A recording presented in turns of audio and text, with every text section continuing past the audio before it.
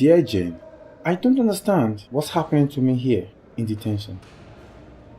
No one will tell me when they will let me out. When I arrived in the UK looking for asylum, I thought nothing worse than fighting against Charles Taylor's army at home in Liberia could happen to me. That mental images from witnessing the horrendous, physically and morally degrading acts inflicted on others by his army would go away.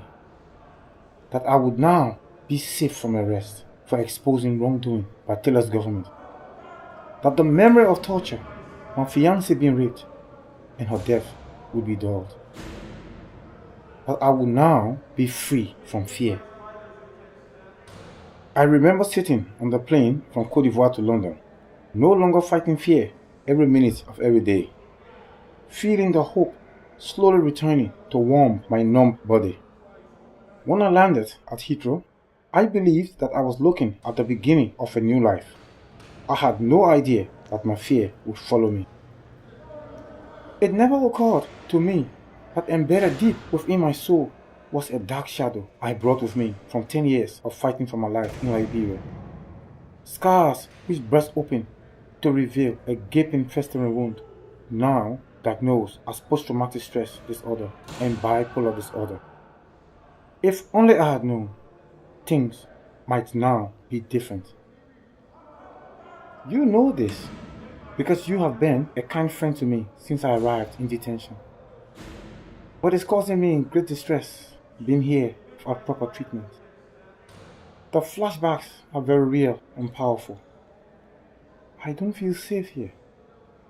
I am living a nightmare, struggling day after day after day, not knowing when they will let me out. Every part of my individual identity and dignity has been removed, along with any hope. I feel totally degraded and dehumanized. By imposing this extreme, indefinite confinement, they have taken away my freedom, emotional, physical, and intellectual freedom. I think they are hoping that I will give up and go. But I can't go back to Liberia. I will die. I am very frightened. I can't sleep, and after more than 3 years being locked up in here, they still won't tell me when they will let me free. I'm going through torture. The fear and despair I feel is overwhelming. They have taken something from me they can never give me back. Detention, deportation, or death. I can't think. Do I have a choice?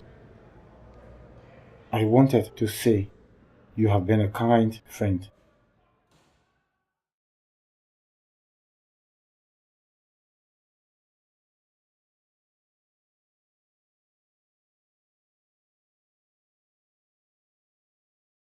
Indefinite detention wastes money and destroys lives.